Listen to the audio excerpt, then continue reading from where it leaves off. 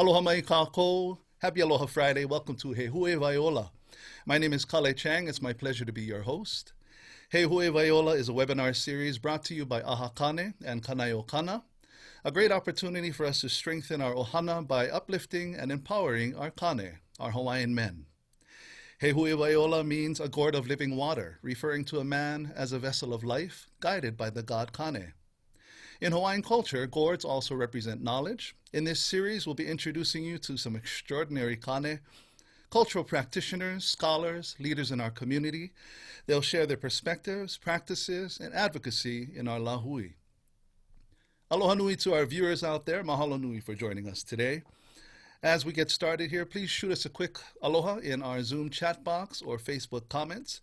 Let us know where you're joining us from. Also, feel free to leave comments or ask questions throughout the show, and we'll do our best to include you in our conversation. All right, welcome to episode 17 of Huewai Ola, Lau Hala. Let's meet our guests for today. First, both of these gentlemen are two of the most talented people I know. We'll start with Kumuhula Kori Pueo Pata from Lau Hala o Kamalama Mahilani. He is classically graduated from Kumuhula of Lau Hala o Kamalama Mahilani, based in Kahului, Maui. Gosh, you know what? I'm going to shorten these intros because I really want them to speak about some of these things as well. He's a Kumuhula. He's an expert in olelo. He is an extraordinary musician and falsetto singer and instrumentalist. He's also a wonderful songwriter. And he is studying Lauhala under our second guest. Please help me welcome Kumuhula Kori Pueo Pata. Aloha mai kaua. Aloha kaua. Thank you for having me. Thank you. Mahalo. Thanks for being here. And our second guest, Kāʻeo Izon. He is from Aliapa'akai on the island of Oahu. And he's a kumu olelo Hawaii. And he is also a specialist in this particular cultural practice. He studied under Kumu Ipolani Vaughn, who was also his Kumu Olelo Hawaii teacher, and another multi-talented gentleman, and we'll talk about a bunch of different things with him this afternoon as well. Please help me welcome Kāʻeo Izon. Aloha. Aloha mai kaua. So, I was talking story with Kāʻeo yesterday, and I said, wow, I could do a 3-hour interview with either of you. You're equally keeping our lahui alive in many different capacities and many different practices. So it's a blessing to get you in the same space here this afternoon. Thank you so much, both of you. So we're here for the subject and the cultural practice of Lauhala. So let's begin with just a general history of the practice itself in relationship to Hawaii and our Hawaiian culture. And this is open for either of you. Go ahead, Kumu. I'm sorry, what was the question again? Well, we'll get into your personal history with this cultural practice, but let's just start with the general history of Lauhala. In Hawaii, yes. Actually, I'm going to give that to Pueo. Because he's my Lauhala teacher, I have to obey. But we know that Lauhala is, the practice of Lauhala came with our kūpuna from Kahiki to here in Hawaii. It's been with our generations from time immemorial. And it's, if you grew up in the old days in Hawaii, you were surrounded by Lauhala, whether it was the mats that you slept on or receptacles for your gear, or different types of clothing, or even sheets and things like that. Lauhala surrounded you. You were active in maintaining your Lauhala resources. You bequeathed these traditions down to the next generations. And so, yeah, it's an enduring art that kind of went rare for a few decades, but right now it's coming right back. All right, thank you for sharing that. So how long have you been a student of Kāʻeo? For Lauhala since 2017. I think it was February or March 2017. Yeah, I didn't I had no desire to learn Lauhala. I had very bad experiences when I was a teenager and in Halau. And I've known Kāʻeo for years and years, and he's always making little hints and little koi to me. Let's weave. And I resisted, and finally he broke me down in 2017, and I've been weaving ever since. I love it. A lot of the kumu and loea that we interview on this show, they have the same story. Like at one point in their life, they had no intention of doing anything with this particular practice, and then over time, they grow an aloha for it and become, some of the best at what they do. Yeah. Kāʻeo, can you tell me about your relationship with Kumu Ipolani Vaughn? So with kumu Polani Vaughn, my experiences were kind of similar. I would say everything that I do now that deals with Hawaiian stuff is something that I was forced into. It was never really something that I wanted to do. The love for it kind of grew afterward. So I started dancing with Hiva Vaughn, and that was like, I think maybe like 16 years ago. And then I met her mother, Ipolani, and then I was helping her in Manoa at her home, and she told me, why don't you just stay with me? So I ended up living with her for about 2 years. So that's how that started. Then Hiva kind of forced me into Hawaiian language. Hawaiian language was not something that I wanted to do, but I was forced into Kumu Ipolani's class for language. Then I ended up in her home, and from there, all the other things that I do kind of started growing from those 2 years. Yeah, I think I actually met you through Hiva. I mean, I don't dance hula, but I met you through I think so too. them. And wow, Auntie Ipo was full of surprises. I had no idea. I mean, I know she was a language kumu. She was a kumu for my mom, took some of her classes as well. Oh, that's wonderful. So let's get back into the art of Lauhala. Can we go into a little more detail of, I guess more in ancient times, examples of what our kanaka would use it for? Well, you want to talk about the kind of the older stuff? So yeah, Pueo kind of touched on it. The Lauhala is such a fundamental resource. It has its own vocabulary that comes along with it that only belong in the arts of weaving. Parts of the puhala or the hala tree has its own specific vocabulary that don't belong to other plants or trees. And so that kind of gives you an idea that this tree was special. This resource was very, very special. The practices that we hear about, I'd like to acknowledge kūpuna. She's passed already. Her name was Mama Nani Smith, born in 1920. She passed away a few years ago, but she grew up in Kopo in the Valley of Maua, and she told me that her and her tutu would and the kids would go and gather green lauhala, and they would boil these lau with different things depending on the type of finished product that they want, and then they would sun dry those those green leaves that were boiled. And so that resource is something that our kūpuna were familiar with, that they use almost exclusively, meaning the green leaves. Today, we use pretty much 98% of the time dried leaves. And so there's an evolution in process, there's an evolution in the parts of the tree that we use, but the skills, the weaving skills, the foundations of those are the same. And then we've been able to adapt and elevate that art from ancient days until now. From everything from fine, soft mats that were worn for outerwear or for coverings instead of kapa, to the thick mats that were used for your nu'a, which is your bed, to sails on the canoe, to the types of hokeo or the kits that were woven to hold your different types of supplies. every aspect of life contained an aspect or featured parts of the puhala itself. The whole tree was used, and that type of resource, because it was so utilitarian, was greatly prized and greatly cared for. Today, however, we have the hala scale. It's a blight, and it's because we no longer depend on it. To cure the hala scale isn't very much a priority, but for those of us who are into legacy experiences and into the continuation of culture, the continuity of culture, it's pretty troubling. So anyhow, we have knowledge of old. We've added to what we do today, and it is what it is right now. What is an example of in ancient times? What's like the biggest thing you would make out of hala? Would that be the pe'a, like the sail for a canoe?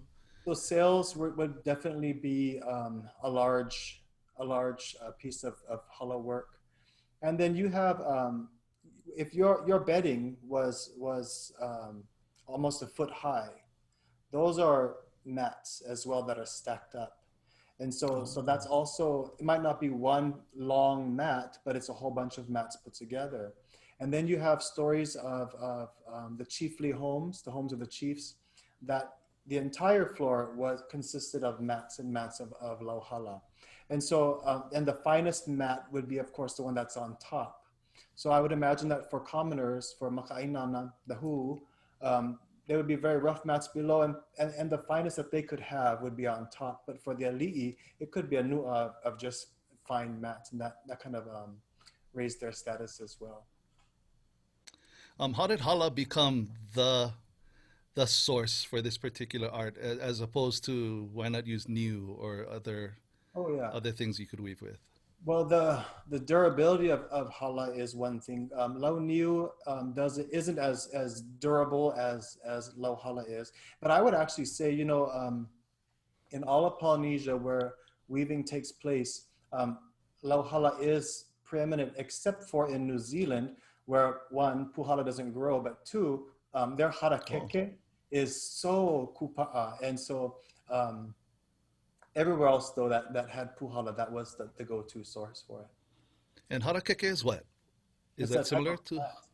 That's a type of flax. It's not related botanically or genus-wise, but the types of weaving techniques are very, very similar. Oh, interesting. So, as many cultural practices of our lahui, there was definitely a lull, maybe 2 generations ago, from maybe the 40s to the 60s or 70s. How did Lauhala kind of come back to life, and when? Are there some stories to share about that journey? I don't know what Kāʻeo would say, but I know that when the Renaissance kind of happened with Hokule'a and the Olelo Hawaii movement and the other movements that accompanied that or that were ushered in by those, the return to traditional hana no eau, I know that there was a rush to that. And the thing about our hana no eau, they're not limited only to Hawaiian practitioners. And so people often overlook that although weaving is a Hawaiian tradition, in places like Kona or even on Kauai, there were communities of plantation descendants that were non-Hawaiian that also carried on this art and probably added to the types of techniques or the type of finished product. And all of that kind of melded back together after the Renaissance, when people started to gather from different kumu and then make it into one art once again. We still have distinct weaving styles. You can tell people's style or who made it by the piko and other things that Kāʻeo, I'm sure, can talk about. But that's kind of the push that led us to where we are now. Mahalo. So I was going to say the same thing, that it kind of came in around the same time that the language and everything. Because I think everything is tied, culturally everything is tied to the language, no matter what type of hana no iao it is. So once that language came into play, then people started connecting more to all these other art forms. Something Oh, go ahead. Go ahead, Kāʻeo. No, I was going to say I did want Pueo to take that one on kind of like the more ancient, older things, because the fact of the matter is that I am more of a picot weaver, and so although I've learned how to do the mats, like the kind that he was talking about for the floor mats and those types of things, but the majority of what I do nowadays, I would say, is actually more. Uh, it's the newer, not old stuff. The things that are not so necessarily considered to be traditional. So Like, that's Kale that he's mentioning pico, and I'm gonna Yes. this is what he's talking about. This type of this is an example of pico, and so the old weaving didn't have, it wasn't circular. So when you weave a pico, it has to be circular in weaving. When we weave the more traditional ways, we actually start from a flat surface, and we can weave out that way. But so this is one of the innovations that our kūpuna were able to innovate. And Kāʻeo told me that pico weaving, this particular style of pico, is unique to Hawaii. So it's it's part of our evolution. So, what are things that you can do currently that is because of this pico style that you couldn't do the other way? Does that make sense? so you can see some other stuff behind Pueo.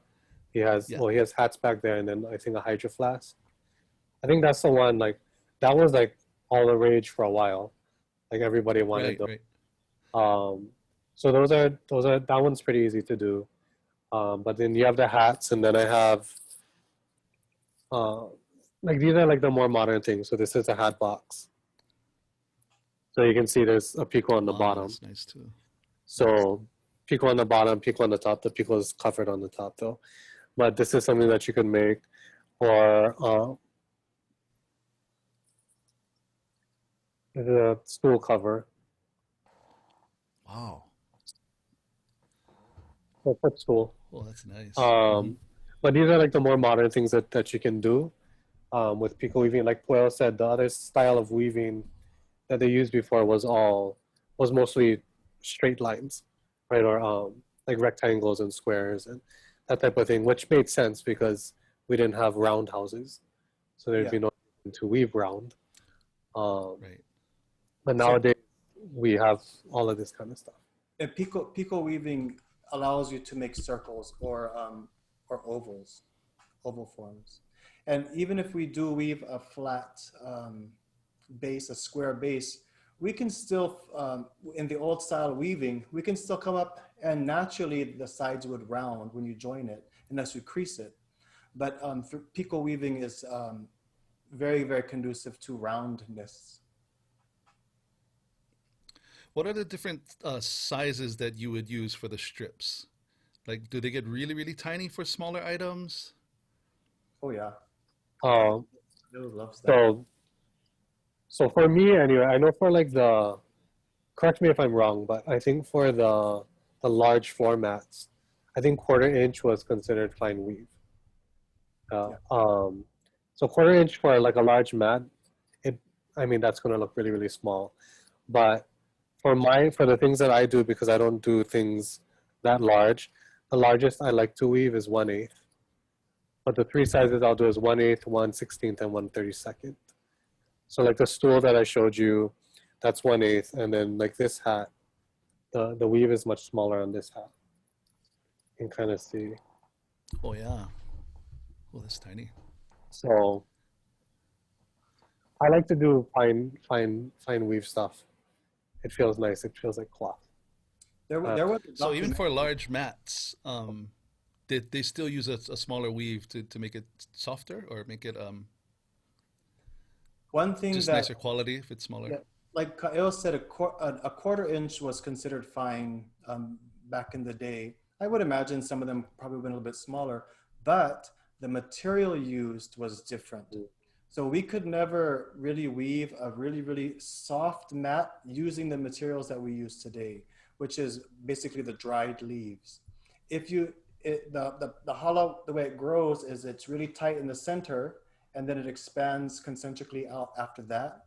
And the closer you get to the mu'o, the finer and softer the leaves are going to be.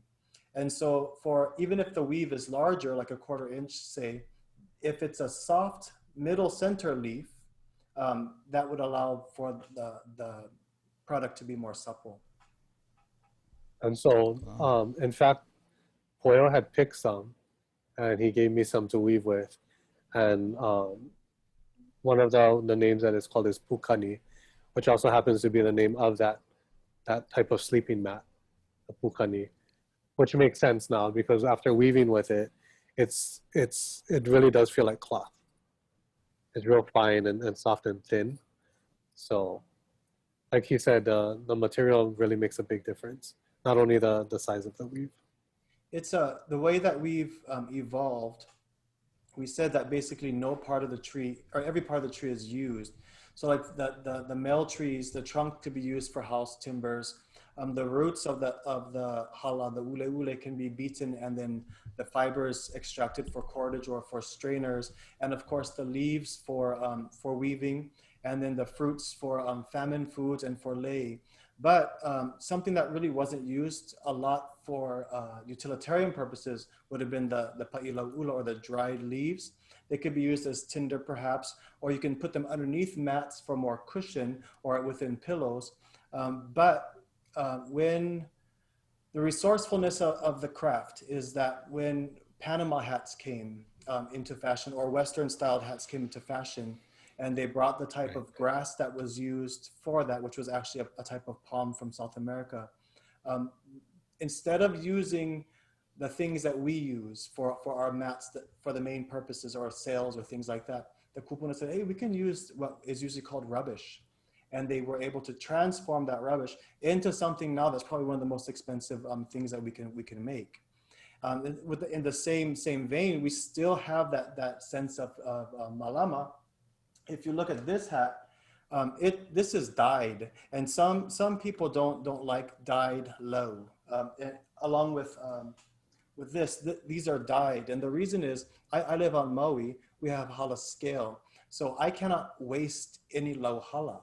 And so one way, if I pick a leaf that is stained or is imperfect for weaving with just straight colors, I don't want to waste it. So we can then dye those leaves so that they're even in color and still use them. So we are not, this is considered by kūpuna, this resource is rubbish. And then I picked blemished rubbish that we're now able to use, and I've turned this into something hime and makamai. Yeah, that's beautiful. I have a question from Umikai, who's with us every week. Aloha, Umi. He says, do you dry the pukani leaves or weave it green? Dry them, yeah. So but they're picked green. What's that? But they're picked green, they're not dried.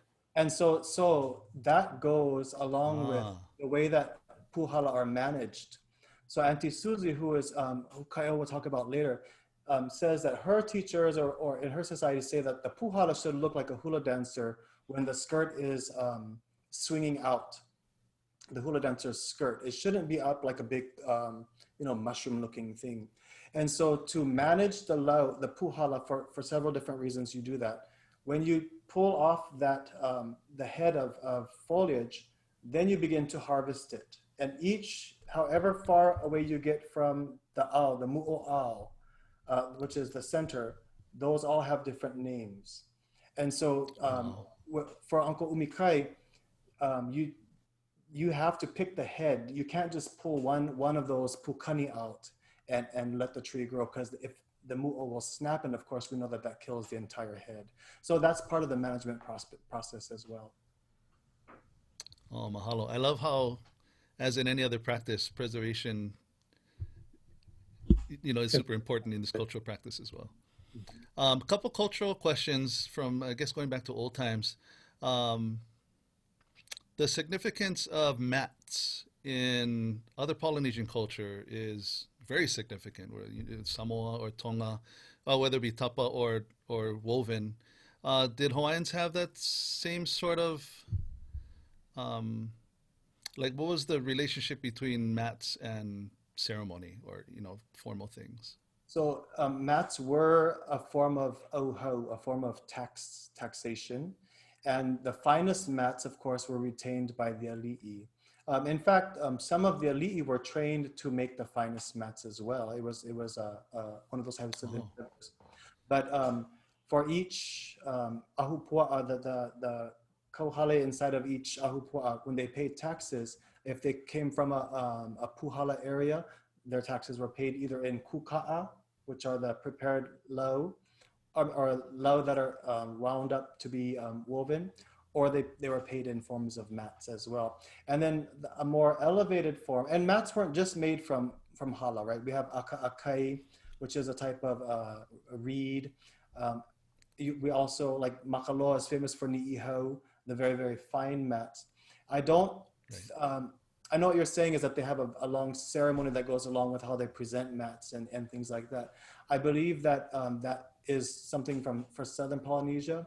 For here, I think that it could have been formalized perhaps with melef as a very special mat, but as far as ho'okupu or as far as paying taxes, whatever ceremony goes along with that, that's probably how they were given. Oh, that's interesting.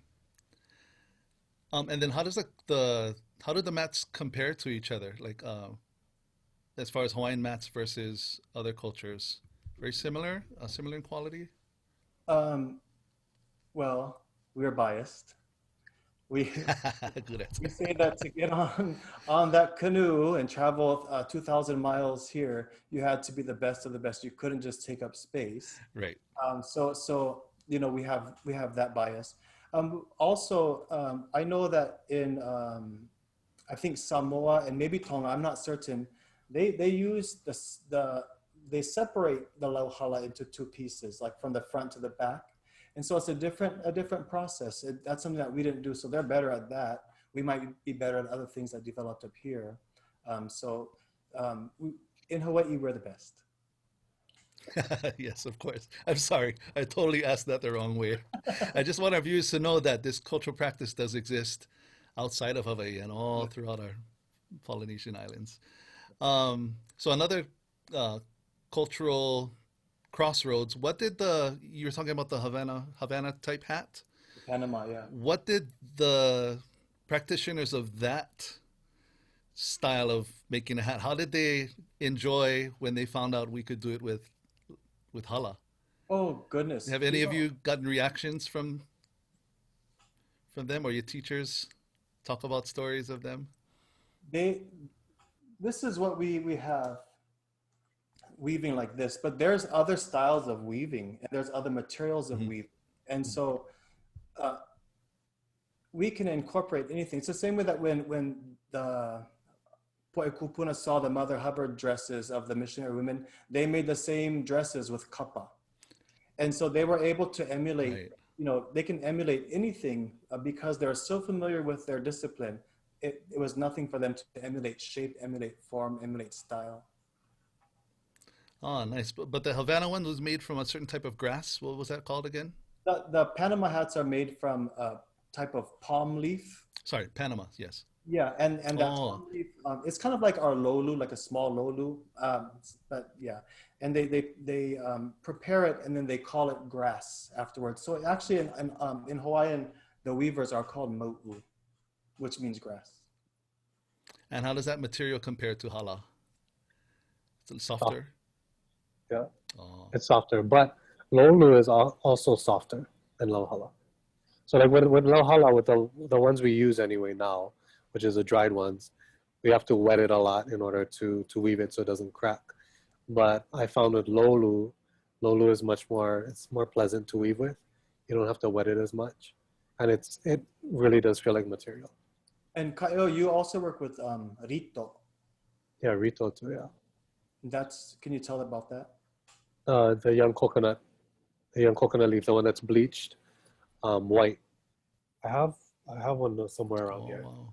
But and that one's real fine too. And to me, that's kind of like weaving makaloa, because it's similar in characteristic as far as like it's kind of tubular. So you have to flatten it out as you're weaving, and you have to keep replacing with new pieces because they go from kind of wide to thin. So if they get too thin, then you got to replace it with another piece. So it's a lot more work, I would say, the rito and the makalua. But with lolo and lauhala, you can strip it the same size, so that's not too much of a problem. Now we can. We can strip it now. There was a newspaper clipping that I shared with Kāʻeo from the 1860s, I think, or 1870s, when they talked about the innovation of this little, this girl came in and she had a board with needles or nails driven into it. And she did the work that usually would take all night. She did it in the period of one class or one meeting. And so that was an innovation that allowed her to strip as opposed to just one strip at a time, which was the old way to do it. And when you strip when you go with the fibers of the hala, they get closer toward the top. And so the old fibers were wider at the bottom and then thinner at the top. But the way that we do it now is basically with razors. And so when we put the koi into the lau and we strip, the razor cuts even along. Doesn't make a difference how close or how far the fibers are. All the strips are going to be as wide as the spacers are. Evolution. Yes. One thing I love to do on this program is give our guests, especially if they're cultural practitioners, an opportunity to honor their kupuna of their particular practice and speak about the genealogy of their tools or their art. Could either of you speak of kupuna that were special to you with regards to this practice? Okay, I guess I can go first. So how I got started weaving is like I said earlier, it's not something I actually wanted to do, but Kumu Polani, she was making some dictionary covers, Hawaiian dictionary covers, that's like sleeves that you could put your dictionary into. And so I wanted one of those, and I asked her if I could buy one from her. She said, no, it's too expensive. I said, well, can you just make me one? And she said, no. She said, if you want one, you got to make it yourself. So I was kind of forced to do that because I wanted one and nobody else was making them. So as I was making mine, I needed some help. So her kumu is Master Weaver Gladys Grace. And so we went to her house to go get some help from her with my weaving. And she saw the piece and she thought it was Kumu Polani's project that she was working on. So she told Kumu Polani, oh, over here, just do this. And she goes, oh, that's Kael's project. So she brought it to me. And at the time, I think she was 90 years old. And she told me, she said, oh, this is your project. I said, yeah. She goes, did you weave before? And I said, no. She goes, oh, you have good hands. She goes, you need to weave. And so I think if it wasn't for her, I probably wouldn't be weaving, because looking at her, where she was, and at that point, she wasn't really weaving. I think her hands were already kind of, like from arthritis or whatever. But she was still helping everybody who was weaving. So looking at her and watching her, how she was doing things, and knowing that she was 90 years old, and her telling me that I needed to weave, I felt like I had to weave. And so that's how I actually really got started into the weaving. And from there, Kumu Polani was my first kumu for weaving. She taught me. Sorry, what year did you start again? 11 years ago. So what was that? Oh, so 2009. Sorry. 2009, yeah. So that's when I started, and that was with Kumu Polani. She taught me piko, and she taught me how to cover anything and everything. And so I was doing that for a long time. And about 6 years later, I met Kumu Eva Lim, and she's the one who taught me how to do hats and mats. But there's 4 people that have kind of shaped me into the person who I am today as far as weaving goes. That's Kumu Polani, Kumu Eva Lim, Kumu Susie Swartman, who Pueo mentioned earlier, and Kumu Margaret Lovett, was on Are they Kauai. all Oahu based or Kauai? Okay, okay. Yeah, Kumu Margaret Lovett is on Kauai, and the other three are here on Oahu. Oh, okay. And for me, like I said, it wasn't pleasant. When I was in Hula in the early 90s, we would do certain things with Lau Hala that had to do, like for Christmas, we would make little ornaments to sell. It was all for, fundraisers, which means that there's a lot of pressure that you have to do it correctly. And why aren't you doing it correctly? And are you stupid? What are you doing? Kind of a situation. I endured, and then I said, I'm never going to do this again. And then in the early 2000s, I had the pleasure of living with the Smith Ohana in Hana. And like I mentioned, aloha e ka Ohana Smith. Mama Nani was still alive at that time, and she continued weaving from her childhood days until her last days. She would get up at around 4 in the morning, and I slept in the parlor, and she would begin pounding her lauhala. That's how she softened it. We have different ways to soften. She would pound it very loudly, but so lovingly, and so she showed me that you can actually love that. And the little things that she shared with me were still stick with me. And then my the greatest kūpuna that I've learned from is Kael. He's like a kūpuna. Grouchy. I'm just kidding.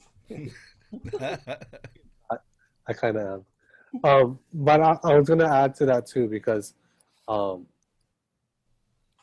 reason why I kept going after Pueo and telling him to weave, because I think most people know Pueo does a lot of different things, and when he does learn something, he makes sure he's sure to do it well, and if it's not, then he's going to keep trying until he does. So I would say out of everybody that I've taught or that I've helped, in Pueo's case helped, he's been probably the easiest person to transfer knowledge that was given to me by all of my kumu. And I think a lot of it has to do with the fact that he's a kumu olelo as well. So when certain terms and stuff are explained to him, it goes beyond just the translation from the Hawaiian into the English, but he can understand the function of what that sound is. And with a lot of Hawaiian things or Hawaiian words, you hear a sound and you can connect it to emotion. And so it was really easy actually to teach Pueo. And the other person that I didn't want to mention, and he's actually not Hawaiian, but he's Chamorro from Guam. And that's my friend James Bamba. And I had a lot of interesting conversations with him because he's one of the few that's left over there that's doing a lot of their traditional weaving, which is very similar to our weaving as well. And so in Pueo, when he was talking about how our kupuna here would pick leaves green, that was actually something new for me because, like I said, I don't really dabble too much in the more traditional items that would have been woven back in the day. So when he mentioned that, I thought it was interesting because James said that they pick all their leaves green and they dry it out in the sun. And when I thought about it, I thought it was interesting because the green leaves are way easier to clean than the dried ones, because the green ones are flat. So you can easily take out the midrib, you can take off the thorns, no problem. The dried ones are all curled up and gnarled. So you have to kind of like pry them open without cracking them, hopefully. And it's harder to take off the thorns and whatnot. It's not too bad once you get used to it, but definitely picking it green is easier.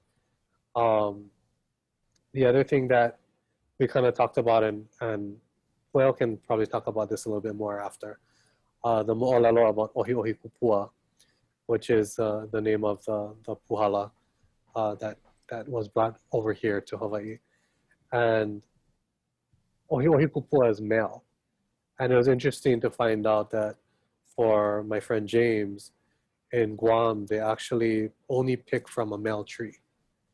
And that the tree that they pick from is the same tree because they clone all of their trees. The same way that we do with kalo here in Hawaii.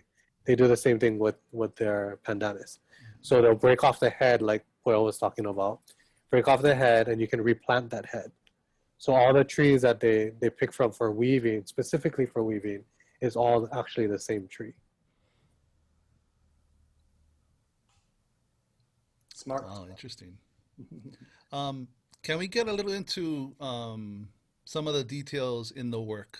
I know when we were talking about some of the papala, you were mentioning it's so interesting because when I talk to like Keone Nunez about tattooing or even Kelly Rachel about certain knots, they have certain names and there's different reasons for them. They come from different sources. Can you talk a little bit about some of the Hawaiian terms and some of the pattern names, if you don't mind? I know we can't really show them, but it'd be cool just to talk story a little bit.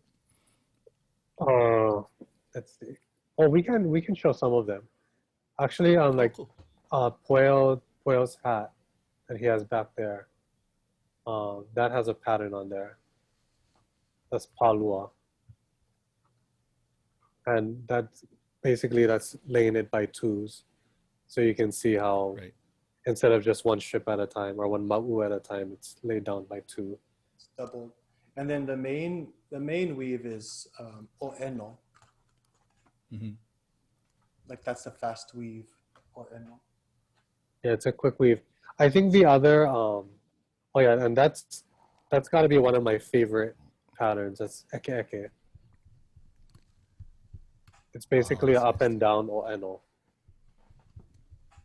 But there's a lot of different patterns, and I think Pueo and I were talking, well, we were in a different Zoom meeting and we're talking about patterns, and he was mentioning how depending on which lineage you come from or what island you come from, the patterns might be called differently.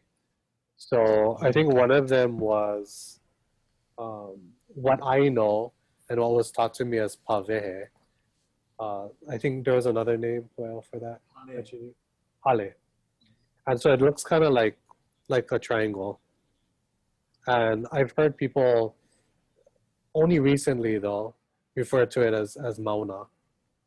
And I can see why they got that. And I think because of the whole kukiai mauna movement too, I think a lot of people started to like that pattern. But I know it as pavehe. We learned it as pavehe. But even like the some of the processes, like the difference between hi'i and kupoki, it's the exact same function, same motions, but just the names are different. So it just depends on who passed it on to you. Yeah. And are the patterns more artistically based, or I know some patterns can represent ali'i in some cases or islands in some cases? Not that I know of.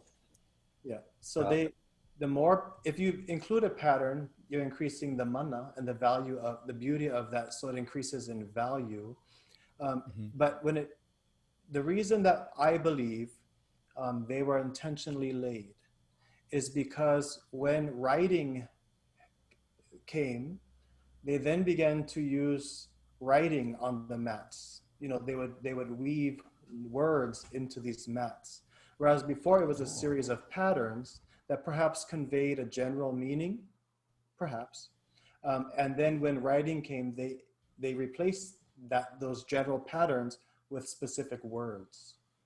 So that's just something to think about. So I think it's interesting that people should know how some of these cultural practices, they may not know that how close some of these were to not existing anymore. Is this one of those as well? Like in the 70s, it was almost lost, or do you see a revival happening later, like lately? My mana'o is through hula, like many other cultural practices, it always existed somewhere. Kumu always required Lau Hala. Not in every halal, but in general across the board, you had mats for whatever you're doing in the halal, you had mats for your ipu. And so that type of weaving, I don't think was too endangered. This type of weaving, pico weaving, was something that bloomed in the 1800s, went to the early 1900s and kind of died out. Or went more dormant. People still continued it on, obviously. So that might have, if the Renaissance hadn't happened, who can say whether that would have survived or not? So I know there's going to be people asking, hey, I like buy this, how much costs? But I'm not even going to entertain that type of question today. But if people are interested in learning this practice, is that a possibility with either of you? Are there Uh, papa happening? so the group that I started is a Khani group. So we only have Khani that come into the group. I usually, when people contact me about learning, if they are wahine, I usually will refer them to other weaving groups that are on island that might be taking people. I don't know for Pueo, but I have told some people to go to Pueo because they happen to be on Maui. I don't know if they contacted him or not, but um, I don't know if that's something Pueo's doing over there. I only have taught my own halau, and then I've also done the larger weaves, the easier weaves, with my Japanese students as well in Japan. But I don't teach fine stuff. One reason is here on Maui, it's very hard to get good materials, like I said, because of the hala scale that we have. So yeah, I've only taught, right now I'm currently teaching my sister, and I've taught some to my po'opua'a, the finer weaving, and in my hala I've taught the bigger weaves. So in your Kane class, Kael, how many students do you have currently? Right now, I think there's 22 of us total. Oh, wow. Yeah, Yeah, so I've seen your post, and some of the work that the students do is also really nice to see.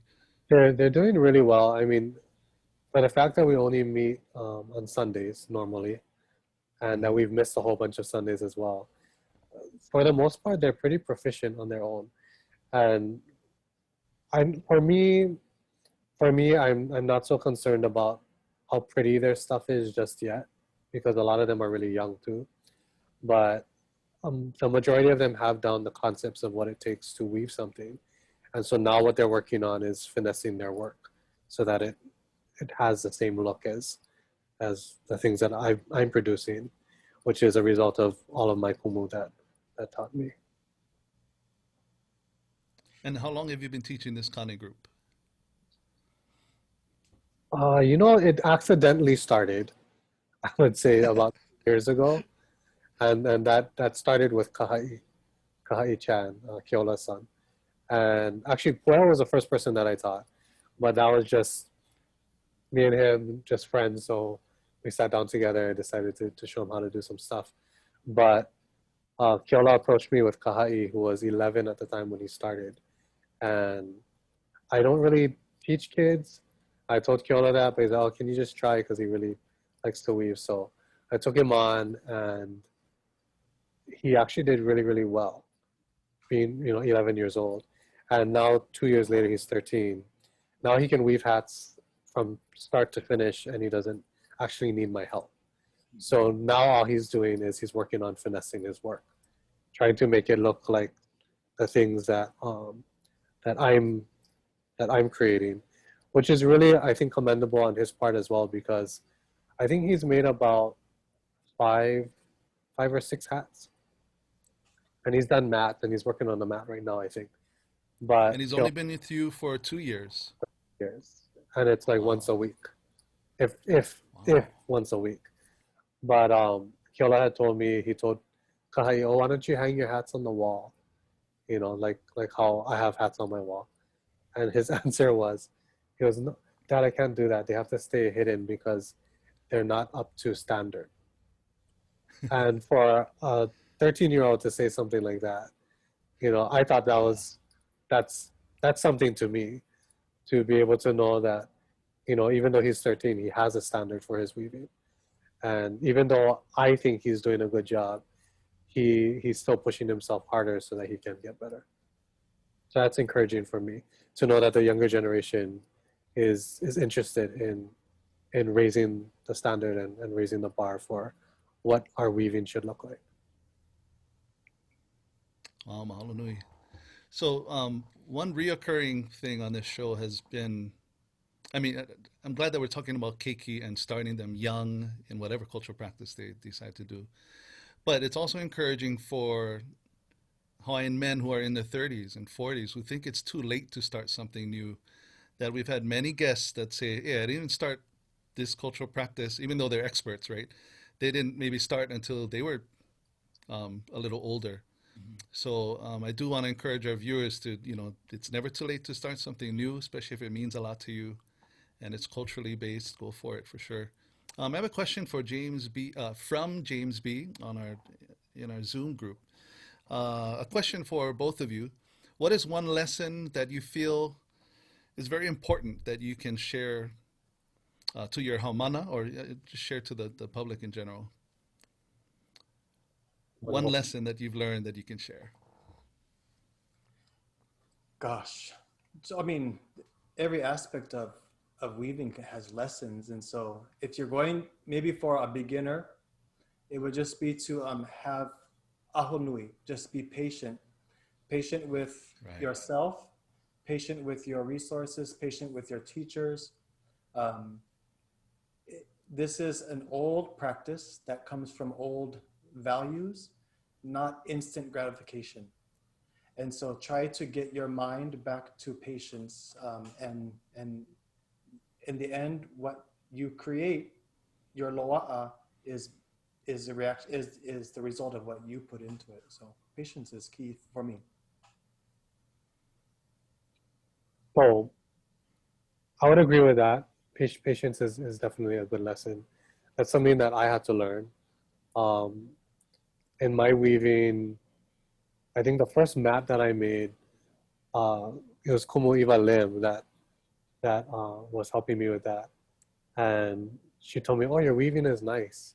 And then when it came to the closing, the edge, when I brought it back to her, she looked at it and she told me, she was, oh, she's like, what happened? I was like, oh. So what do you mean what happened? She was, oh, everything was nice. And then she was, you're rushing, huh? I was like, yeah. Because I was so excited to get it closed. And I think that's probably, through all the teaching that I've been doing over the past 2 years, I think that's probably the biggest thing, is like when everyone starts getting to the end, they start rushing, and that patience does really come in handy, because you got to take your time and make sure that edge is nice, because once that edge is not nice, then everything else you don't even notice, even if the weaving before it was nice. So patience is one, but I would say the other thing is, for me anyway, what I think helped me the most was always acknowledging those who taught me, and remembering where my foundation comes from, and that I don't stand on my own, and that I'm not just some talented person. There's a reason why I can do the things that I can do today, and to remember to always rely on those people as well. Because even though I can still do all of these things on my own, I still go back to all of those who taught me, and ask them for, oh, what would you do in this case, or even if people are looking to buy things, I'll ask them too sometimes, like, oh, what do you think would be a good price for this? Like, I don't want to be overcharging, but I don't want to, not be charging enough or whatever, those kinds of things. So always looking back to those people and making sure that, for me, that I'm always good with all of them in whatever it is that I'm doing, because I think that helps me to be better at what I do. Totally, I agree with that. Can I interject about yes, of course, our practice and the stem of that? Kael, do you mind if I talk about Oihoi Kupua? Yeah, go ahead. So yeah. the mo'olelo in Four Nanders about Ohioi Kupua, it's maybe four paragraphs long, but the first two paragraphs are so important. And so part of patience and part of acknowledgement is, if you can understand the language, you have also deeper access. I totally regret learning Hawaiian language and knowing Lauhala. Said nobody ever. Okay, so it can only raise your excellence. So Ohioi Kupua said that Pele folks left Kahiki on their way to Hawaii. Said people were already living in Hawaii. Somewhere between here and there, a large green thing popped out of the ocean and rose to the sky like a big cloud. Pele got close to it. It grabbed her, and the more she struggled, the tighter she was held. Her brother happened to be passing at the same time. His name was Pa'au, He asked if she needed help. She said yes. He took a umeke of seawater up, climbed up on top and poured it down, which wilted the leaves. Pele then was able to get loose. She shredded the tree up and threw it all over the Pacific. Where it landed, it grew. So to us, it's like a cute little story. But with the Hawaiian words and with Hawaiian knowledge, you then begin to see this is data. It's hosting data for us. That ohi ohi kupua grew from out of the ocean means that puhala to us that grow near oceans are the best. Ohi ohi kupua itself means, the word ohi ohi can mean flourishing, but it also refers to things that have reached sexual maturity but are still young. So it tells us what type of tree we need to be harvesting from. You can't harvest, we say about 7 years old is when it is harvestable, because by that time it produces either the clusters of fruit or the flower, the hinano. So after that, once it's young but still sexually mature, that's when we can begin to harvest successfully. It said that Pele got close and was trapped in it. That means, it tells us already, yes, the type of lau that we prefer is the lau kokala, the one that has spines on it. There's other places spineless. No, we have spines. That's the one we like. It's more kupa'a. It says that she got caught in it. Her brother poured down water on top of it, which wilted the leaves. Pele's fire with water comes together to create steam. It tells us that the old way to prepare leaves was to steam them in imu, or to steam them, to soften them. And then it says that Pele was able to escape, which means that she is now able to manipulate and manage the tree.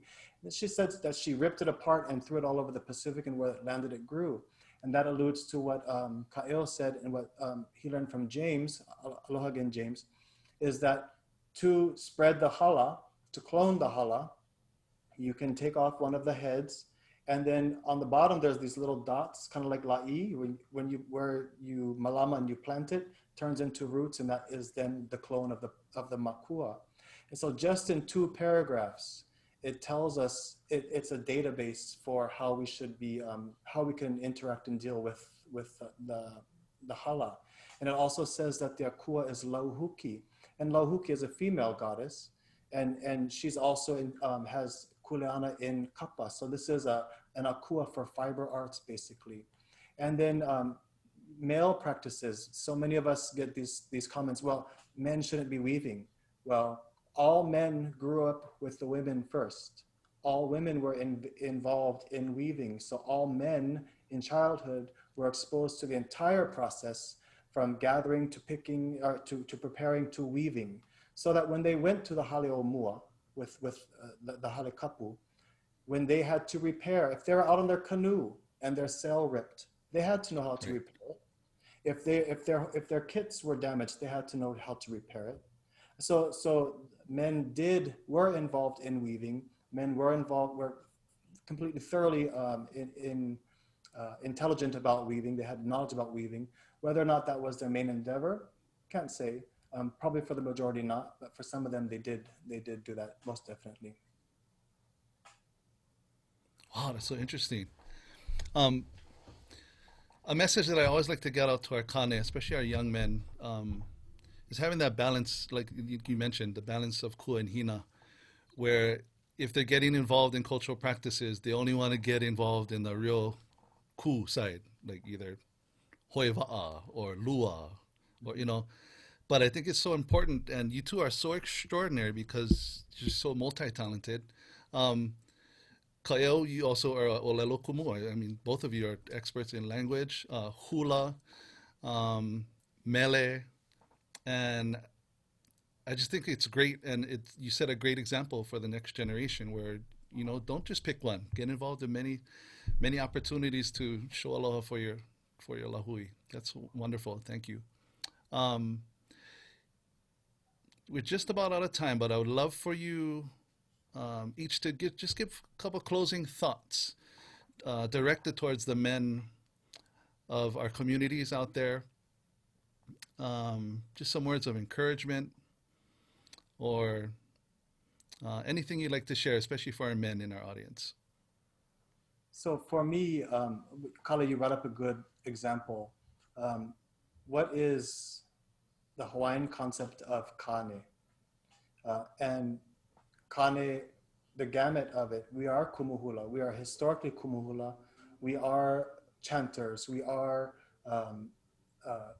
hoiva'a. We are canoe carvers. We are all of these things. And so don't get confused or too wrapped up in the colonized version of what it means to be male or to be man. But go back and really explore what it means to be Kane.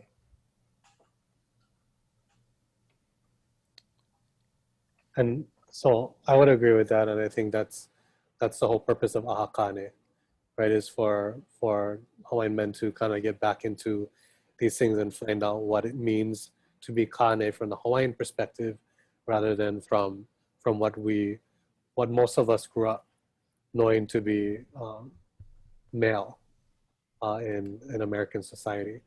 And so I think that's been kind of a problem for a lot of the people that I've met with anyway, as far as like what they consider to be masculine or what they consider to be feminine. But as we know in Hawaiian culture, there's always that balance, like you mentioned. There's always going to be, if something is cool, there has to be a hina side of it as well. It has to balance. So for me, I guess, you mentioned earlier too about even for those Kane who might be older, maybe not as young, but that they should go out and still try to learn. And for myself, I didn't start learning weaving until I was 29. And I didn't start doing Hawaiian language stuff until I was 25, almost 26. And I started in hula when I was 24. So, I think about that, and that's why I look to the younger ones that are in our group, and I think about how much better they can be, than me, because they're starting so much earlier. But it doesn't mean that just because we're older, I'm going to be 41 this year, and my learning hasn't stopped from the time that I started. It's continuous, and so that's something that I think I learned a lot of that kind of stuff through Pueo. Him being, even with all the things that he's doing, he's always willing to learn something new, and he's not afraid to say I don't know.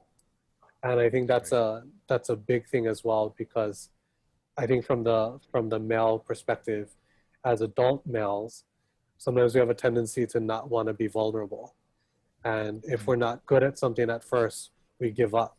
Because we're like, oh no, I don't want to look stupid. I look stupid doing that, or whatever their thought might be. But just to know that it's okay, and that life is about learning. So if you're not learning, then you're really not living. We should constantly be in that state of learning. And if we can't do something well, then that should push us to keep doing it until we can do it well, rather than to give up. I support. So you basically learn with aho nui. Learn aho nui. Laho nui. I'm just kidding. Aho nui. That's awesome. Well, gentlemen, thank you so much for your time this afternoon, Kāʻeo and Pueo. Thank you for sharing some insight into a wonderful cultural practice of our people of Hawaii, some may not be familiar with. Some insight on that, but also just for sharing some life lessons that you've learned through your experiences. I know you have another a CD release this afternoon, Pueo, so good luck with that. 5:30, is that on Kanao Kana as well? Yep. All right, so tune into that, viewers, and support our artists in whatever art they choose to do for that day. No, it's going to be a wonderful show too. I want to tune into that. We're going to have a couple announcements before we close off our episode. But again, mahalo nui to Kāʻeo and Pueo. Thank you for spending the time with us this afternoon. Mahalo. Well, folks, be sure to tune in to our other Kāʻeo Kana programs, Lea Nui Nui, Aloha Rising, Kua Kanaka, Aikole, and of course our show, He Huewai Ola. Also, Khani is proud to present 2 brand new shows for our teens and our keiki called Kāʻeo Pueo and Keiki. Follow us on Facebook and Instagram at Khani and at Kāʻeo Kana. Kāʻeo Kana is just filled with so many wonderful shows, a lot to learn, a lot to enjoy every week. Mahalo to our sponsors.